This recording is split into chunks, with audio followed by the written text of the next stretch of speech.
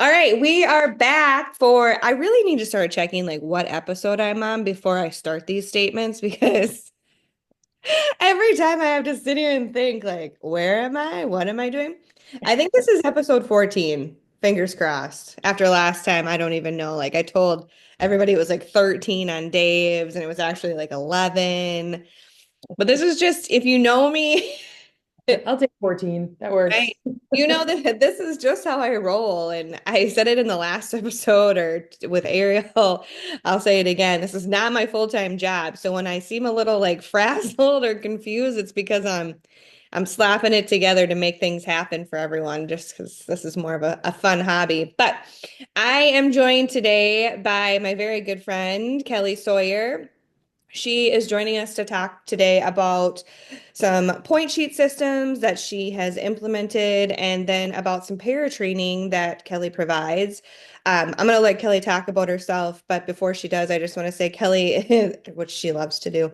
Um, Kelly is a fantastic asset to, I'll say, at any building that you can get. Right now, she's working in just one charter, which is crazy. Normally she's in more than one. And it's not one that I'm in with her, which I'm pretty sad about. I like when we get to team up together, but working really hard with not just paraprofessionals, but teachers as well. Really working on that training of behavior systems, behavior intervention, point sheets, all of the above, just really working hard to make sure there's success for kids. Kelly and I met Oh, I was yeah. thinking about this last night, Oh, Kelly. yeah. Years and years ago, probably You were I, pregnant. I was so like 11 years ago when we were both starting our journeys in Shakopee forever ago. It's just crazy. It's so crazy. And in a setting three classroom, so Kelly and I have a long-standing history together, a long-standing history of behavior in setting three. And I'm gonna let you talk about yourself because I know you're excited to do that. Yeah, this is the part I've been dreading. Like the whole thing's been great. Like excited about everything except the part about talking about myself. Um, I was in Connecticut and I started in a setting for EBD and fresh out of college, I started in a high school classroom, which was fun because you can't tell online, but I am very short. So a lot of those kids were taller than I was and not much younger. And then I moved through the elementary, middle school in this EBD setting for, and I loved it. I didn't think that I would, but I loved middle school. I loved the humor. I loved these kids. So I moved out to Minnesota and I had my own kids, so I stayed home with them. However, I volunteered a lot. I couldn't stay away from the schools.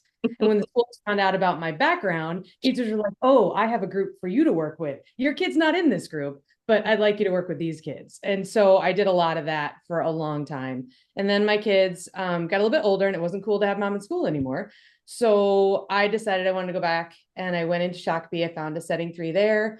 I didn't want to go in as a teacher, and I was really lucky that I didn't need to.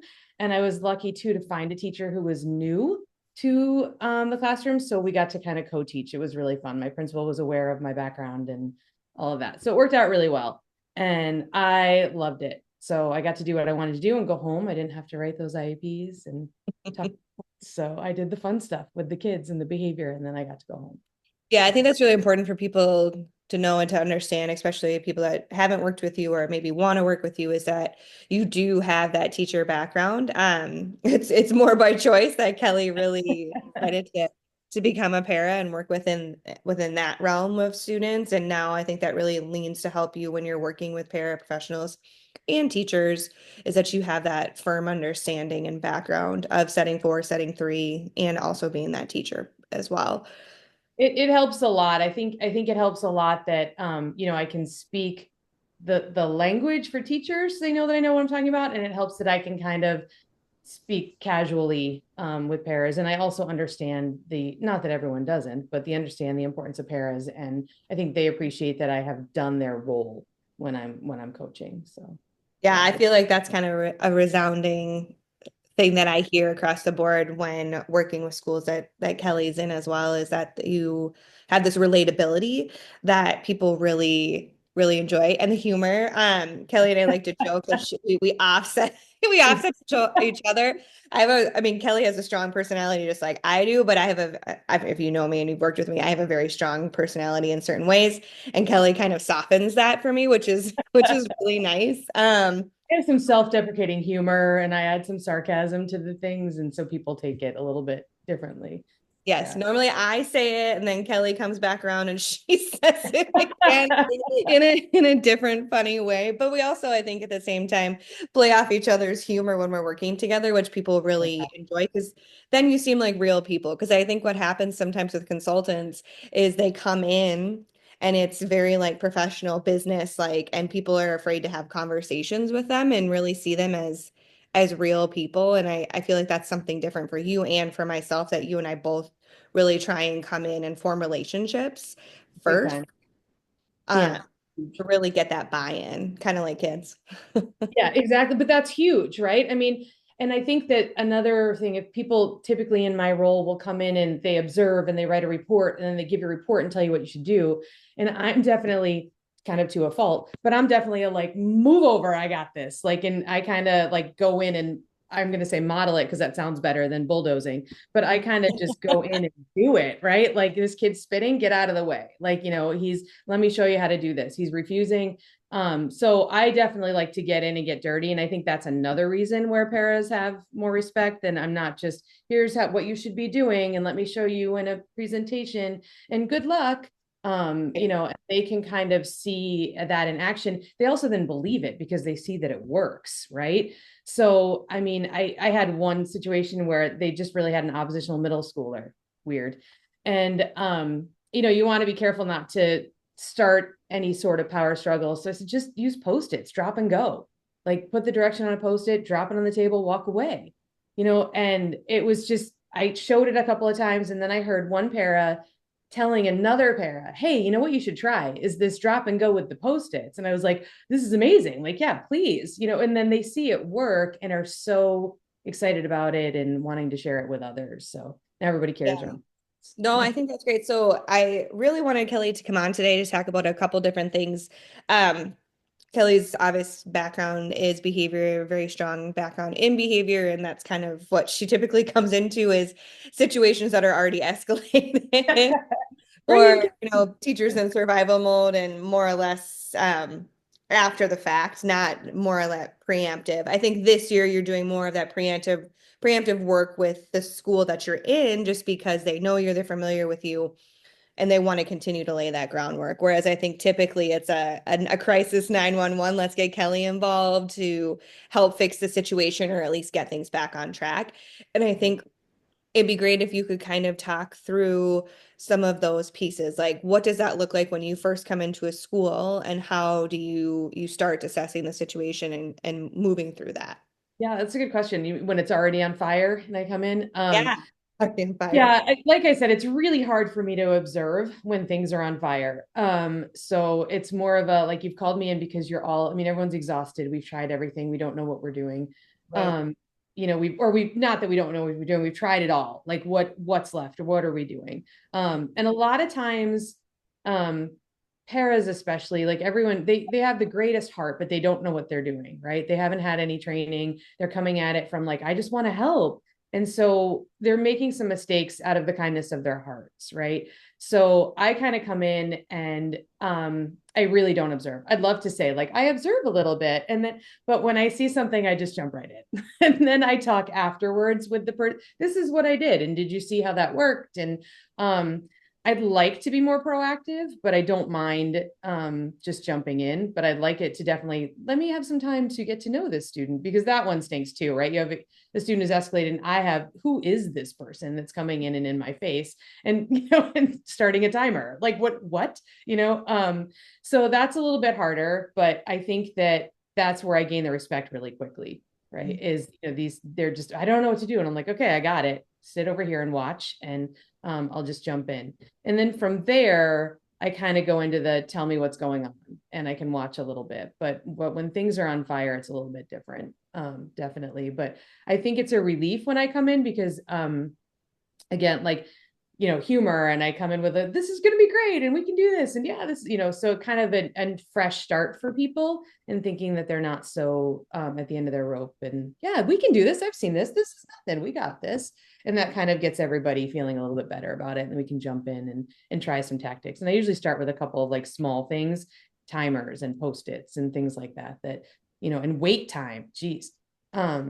Stop talking, which is weird coming from me. I know, but I That is the biggest thing that we pre-show is the wait time. I think that's something that kind of gets lost in translation, especially these days, because we want to over talk or overcomplicate or right. make kids have conversations that they're not ready to have, right? Like, let's talk about it. Do you want to talk about it? Should we talk about it? How about we go in the hall and talk about it? Nope. I have stopped so many adults, like, just no, they're not ready. They're not ready. Like we're not going to talk about it. We absolutely will talk about it. Because I think that's the thing that people are worried about, right? Like, well, Right. no, we have to talk about it. We're going to, but we're going to do it when it can be effective, right? And we can get somewhere with it. We're not going to, where can I get now when he's still screaming F you, right? Like we're not going to have a constructive conversation right now.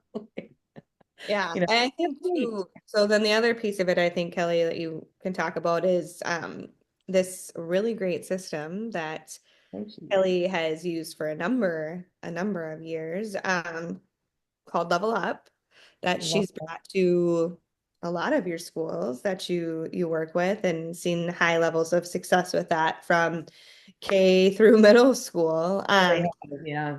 Which I think is really huge because a lot of times those point-based systems don't always work between that large of an age gap there, or they're just ineffective in different ways. But I think you can kind of talk about why they're ineffective in different ways. Sure can. Uh, want to go ahead and talk about Level Up itself? So I love Level Up, but I do want to address, I know that point sheets get the bad rap, as some should.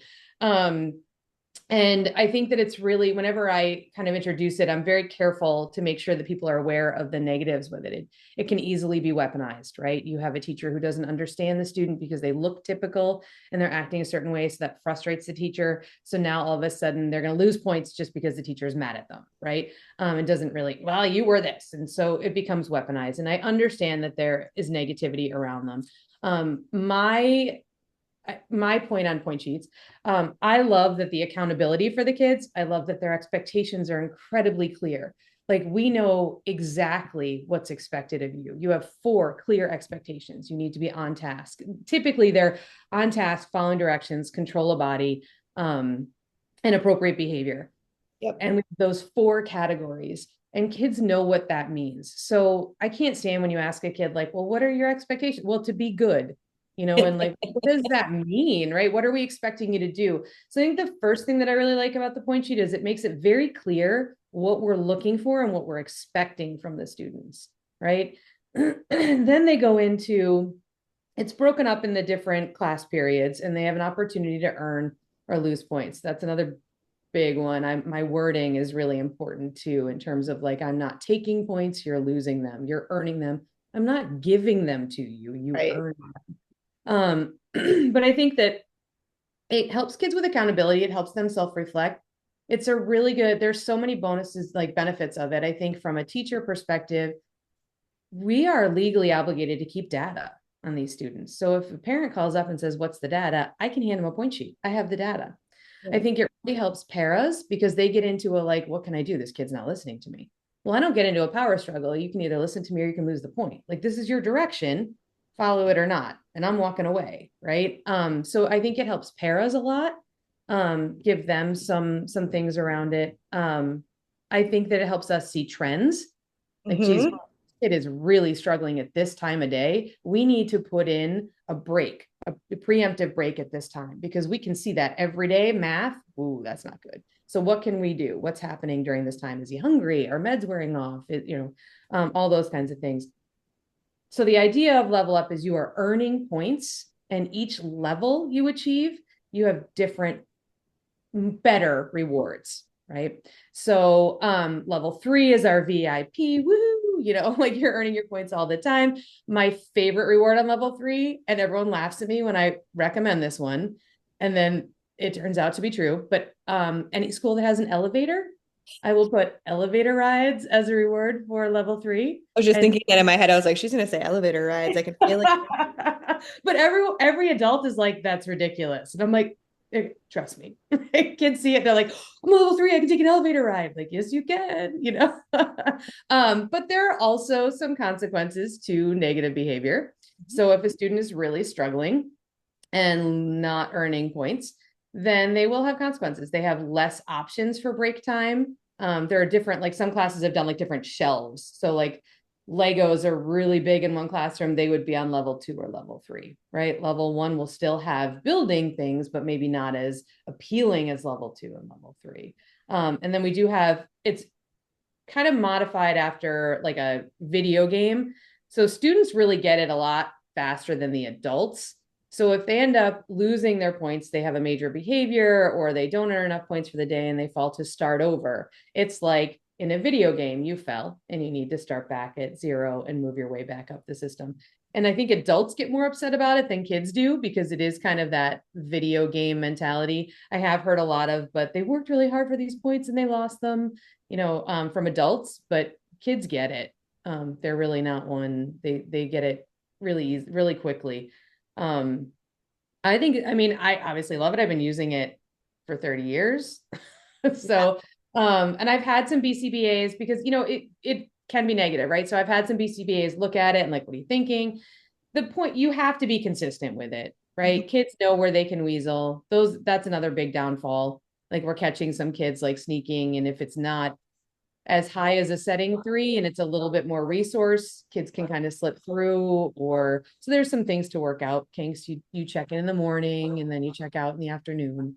We see what level you're on. And I think there's a kids, good point you brought up though, Kelly, like about the adults feeling it different than the kids do. Because I think a lot of times when we talk about this, Kelly and I talk all the time, but about how adult feelings get in the way, or actually are more of a barrier than what the kid is actually feeling. And we absolutely. adults put more intensity and thought into certain things that kids don't even seem to think about. I think we've had these conversations before where like, I've heard teachers are like, but I just feel bad. And oh, I mean, he's got this and this. And I'm like, that's just you. That's you feeling bad. That child doesn't feel bad. He feels great. Right. He's happy Because as you're giving him his points. You're giving right. him his points that he did not earn, right? He's loving this. This is great. Yeah, and I think that goes back to how we also like put feelings and emotions into kids that don't necessarily need to be there, about home life or what they're feeling internally about some sort of something. And I think it goes back to too, I was going to bring this up before, a huge piece that Kelly and I shouldn't say struggle, but talk to a lot of teachers about when we come in is apologies, right? And that's yeah, Kelly's like, yeah. Um, I absolutely despise apology.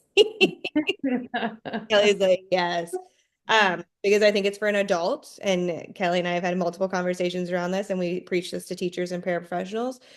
Apologies make you feel better, not the kid, right? And that means nothing to them. And so I've said since I've been running Setting 3 programs and then coming into audit and help with them, is that you need to see action over an apology. What are you going to do to fix the situation, to move forward, to make things better, to show this person that you care, that you actually, mean what you say? And that's, kids can just say like, I'm sorry.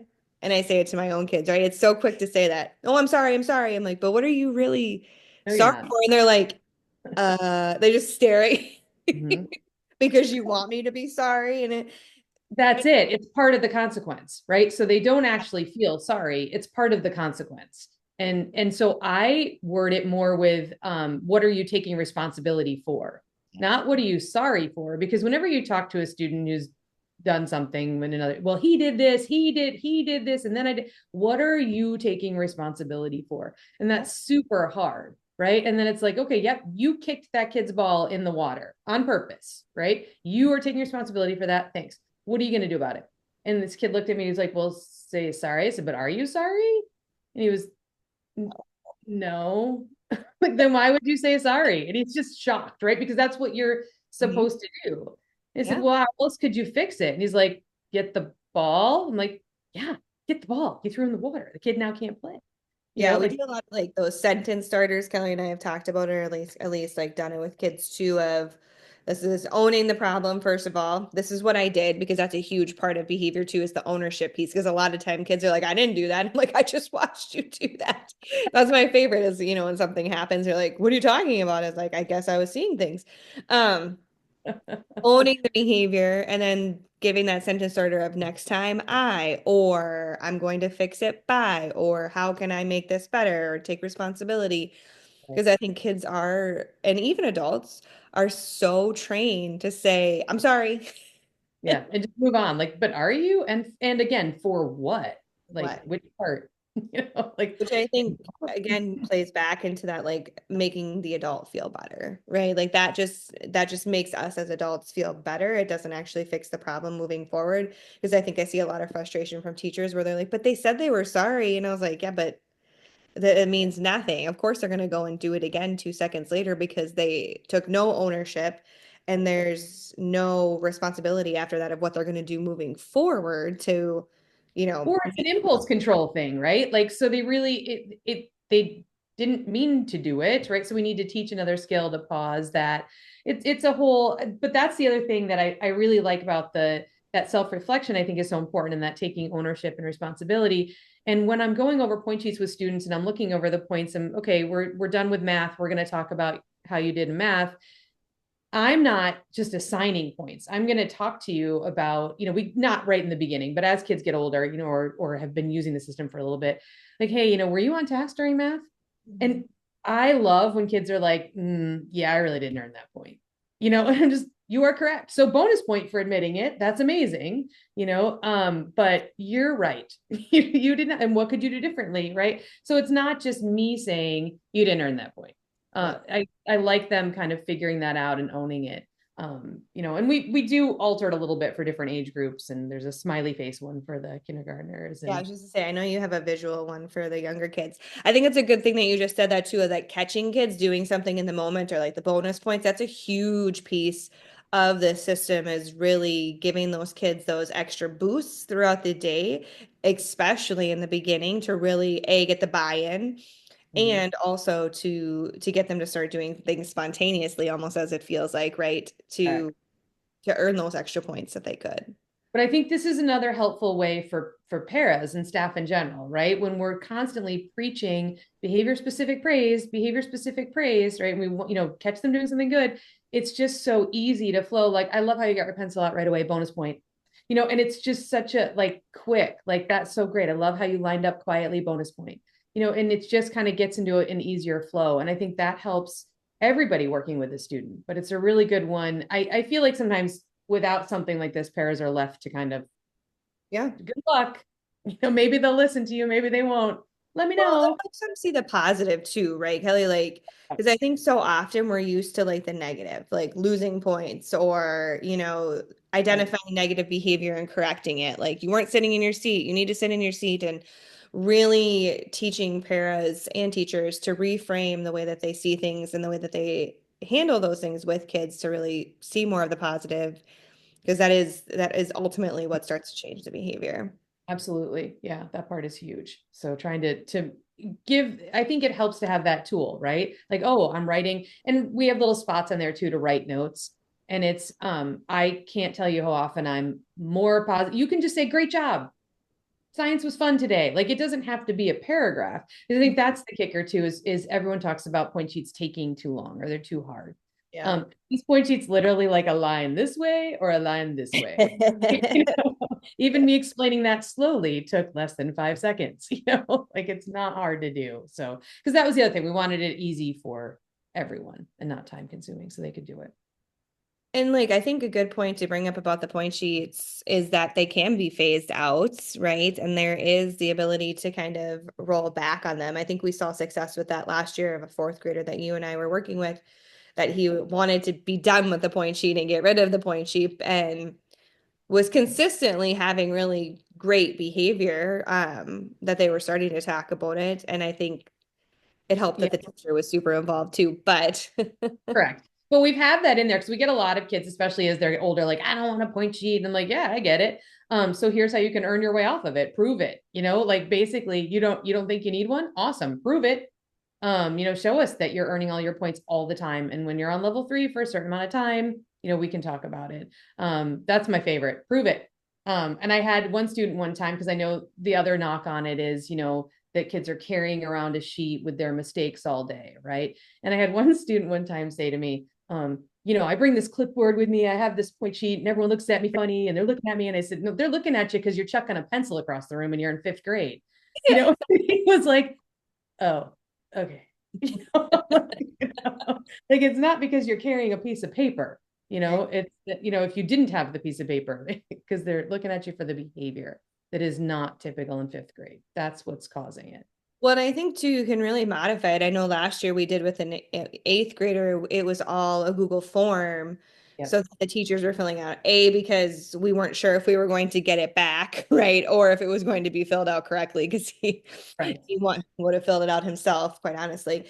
But it was a Google form that these teachers were filling out so that we could track it. It also helped because Kelly and I could track it virtually as well if we weren't there or check in on things.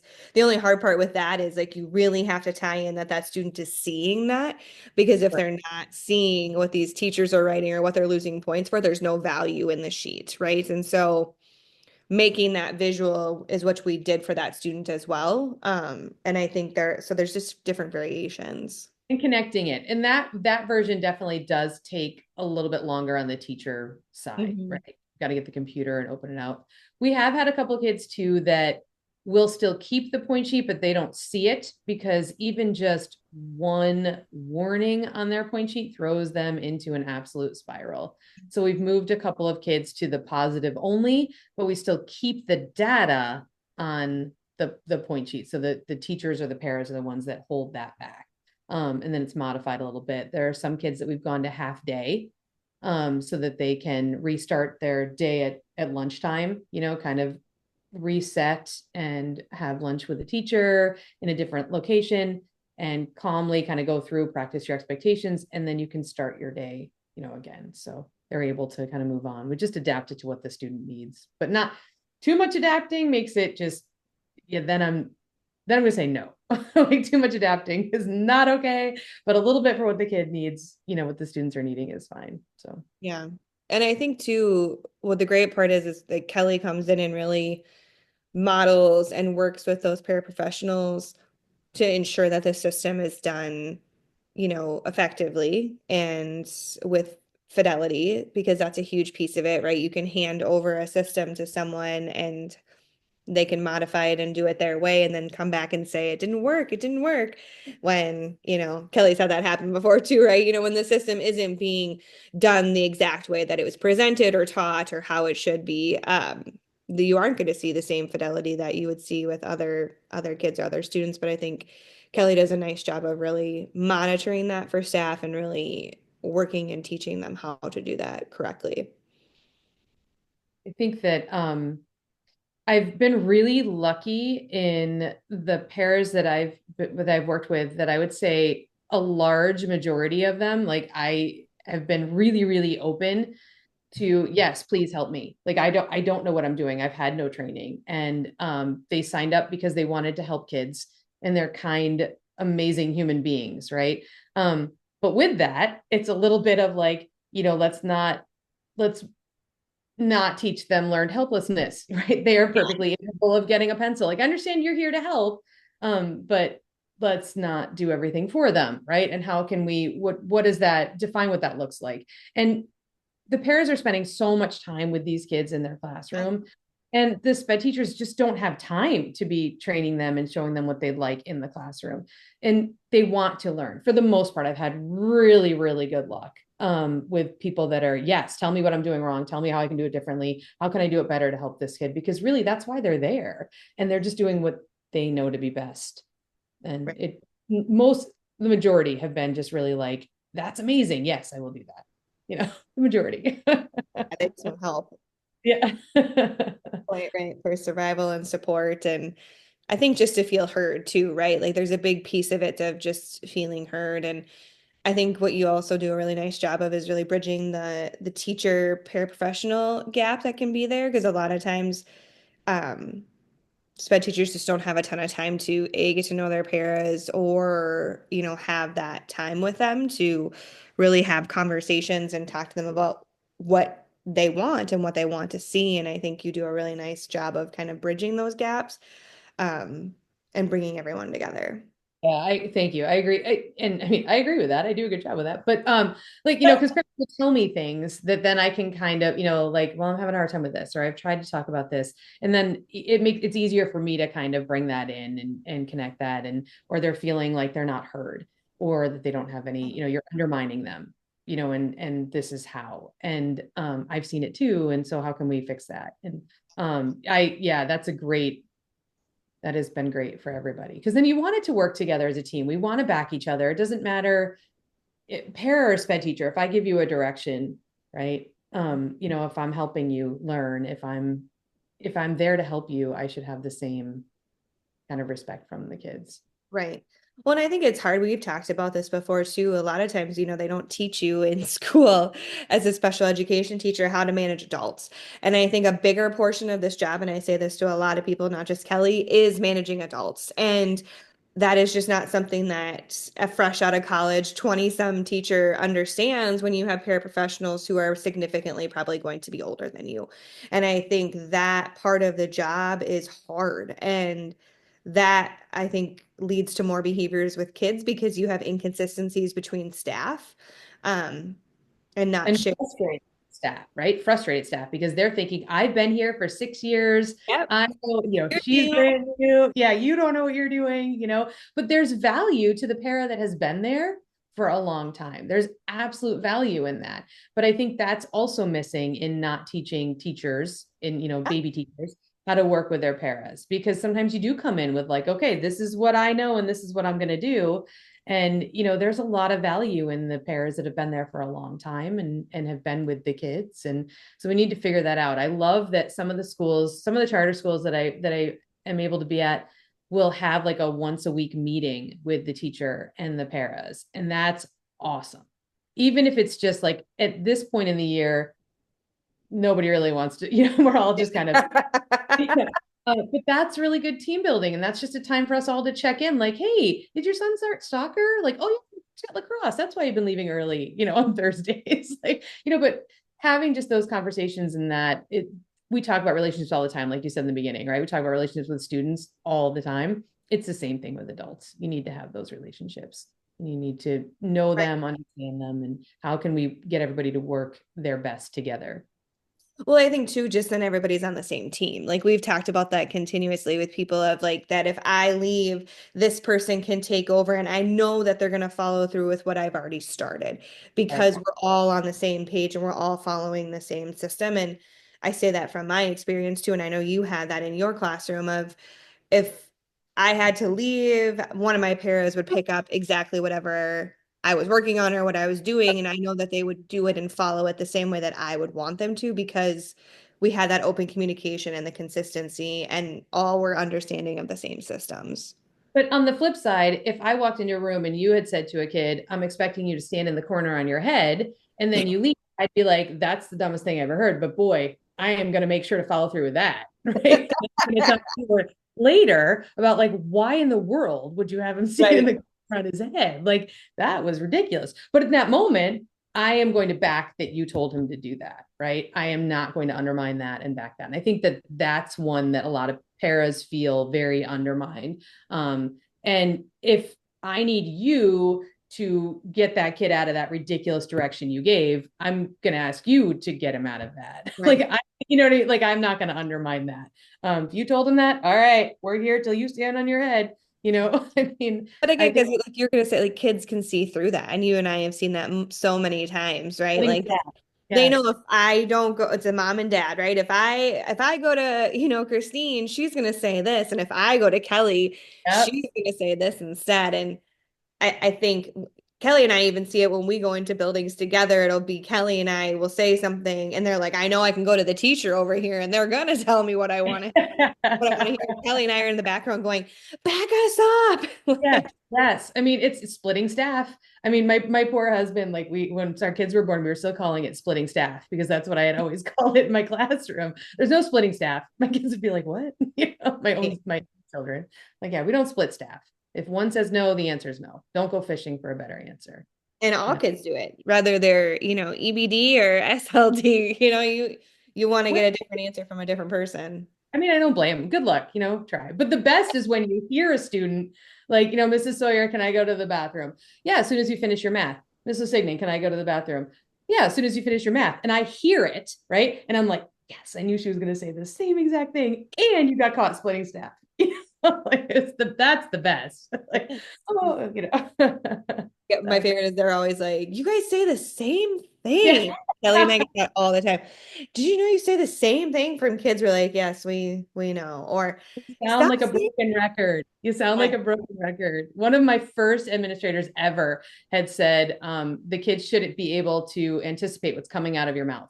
Like they should know what you're going to say, and then you should sound like a broken record. And I had one student one time, I remember he said, "You sound like a broken record." And I was like, "Yes, I did it." I was like 22, so I was like, "Yes." A broken I record. mean, that's how you and I feel. I feel like when we have our teachers do that, we're like, yeah, keep Yep. going. You're doing a great job.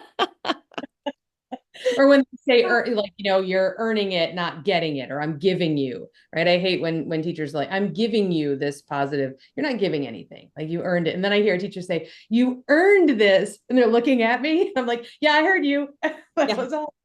It's funny that you say that because that actually brings me into our last piece, and then we'll wrap things up here, is just around the verbiage that comes out of your mouth. And I think that's a huge piece when talking about behavior, especially between paraprofessionals and from teachers. Kelly and I see a lot of asking, right? And we have this conversation with teachers a lot of, it's not a question. Right? Stop making it a question. Like, we're The not worst asking. is, well, and the worst is we, in conversations, you and I in a conversation, I might say something and then say, okay, at the end of the sentence. And I mean, did you hear me? Mhm. I'm actually asking you if it's okay. But a child who's oppositional, if I say it's time to get your math out, okay? Like, Right. no, no, it's not okay. And like that's not his fault. You asked him. Like you put okay at the end of a sentence. Don't do that. My And favorite it's is, are you ready for your math? No, I'm not ready for my math. Why would I be ready for my math? Or do you want to go to gym? Well, of course I don't want to go to gym if it's not good for. That's my favorite. Like, do you want to go to class? And I'm like, I didn't think that it was an option today that we yeah, did. But okay. right. Yeah, it's time for math. This pencil or this pencil. Right. And I think that's where people probably get lost in confusion is we do preach a lot of like giving kids options. So there is a lot of times that options look different than questions. And I think it's all in the way that you phrase things. And we're so used to in our human nature to ask that, do you want to go to gym? Do you want to do this? And it's like, I'm going to say no if I have the chance, like you said, if I'm an oppositional child, because I don't want to do it because now you've made it optional. Whereas if it's a choice, Right. are we not? So there's no, do you want to? It's, are we going to gym? Or to this, to whatever the other option might be. And if there isn't an option, there isn't one, right? Like you said, do you want the red crayon or the blue crayon? You're still giving the option and you have to pick one.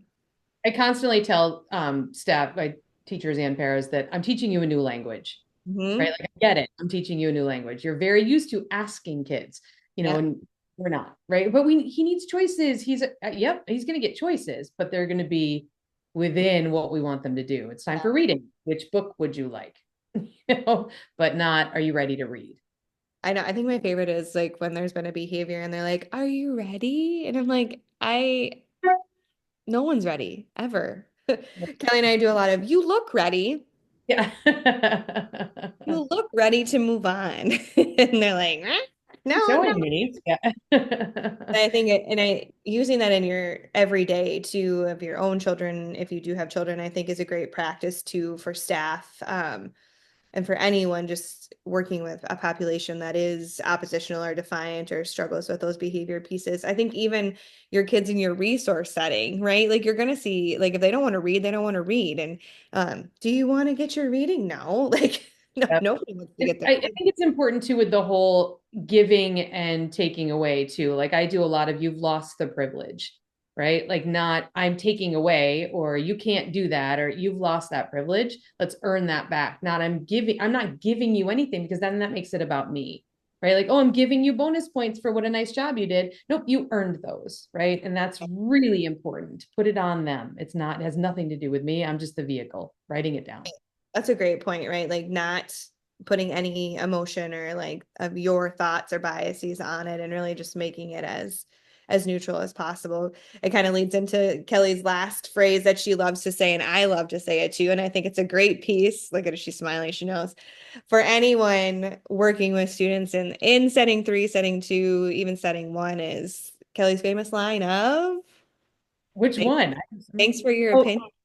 that's my favorite. I love this one. Thanks for your opinion. I don't like this point sheet. Okay. Thank you for sharing that. Thanks for your opinion. Yeah, a lot of that. Like, I don't like this. Oh, well, that's Okay. nice. Thank you for your opinion. I appreciate that. Like, Yep. and so I've I used think that with parents. you know, right. It's you so know.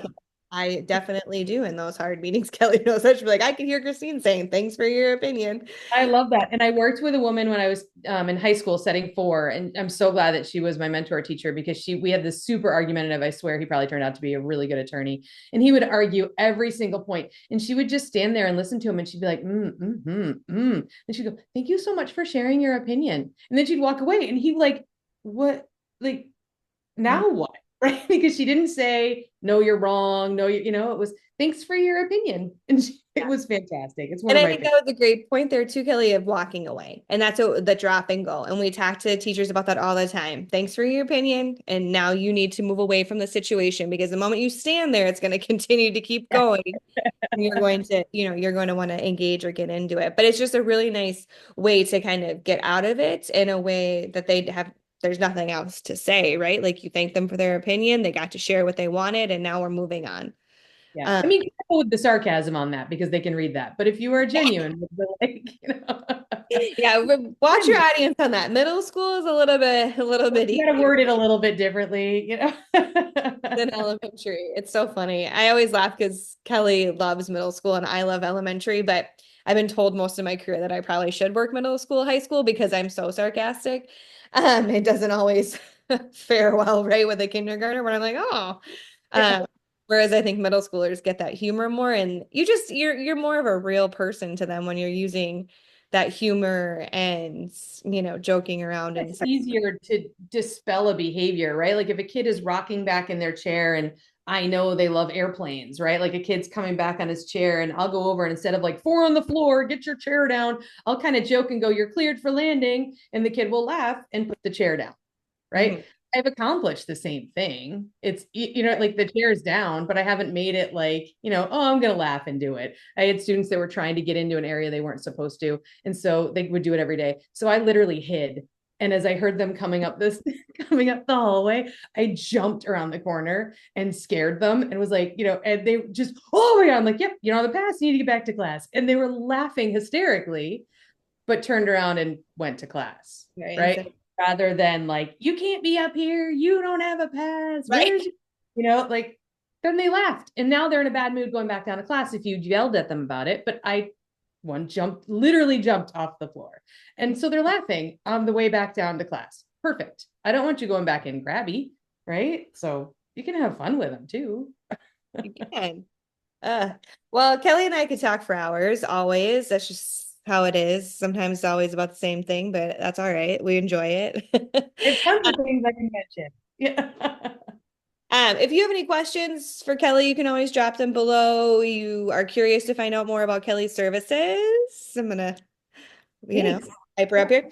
Um, you can leave a comment below, reach out, let me know. If you're curious about Level Up, I'm constantly trying to get Kelly to market her beautiful system someday, somewhere. But if you're interested and want to hear more or talk to her more about it, please let me know and I can get you in touch with Kelly for any of those pieces. If you'd like Kelly to come in and train your staff or work with your paraprofessionals, she is always happy to do that, and she is great at training. I know she's not going to say that, but she is.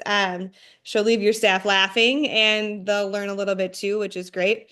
But as always, like, follow, and share the Minnesota Due Process Coach. And Kelly, thanks so much for being here today.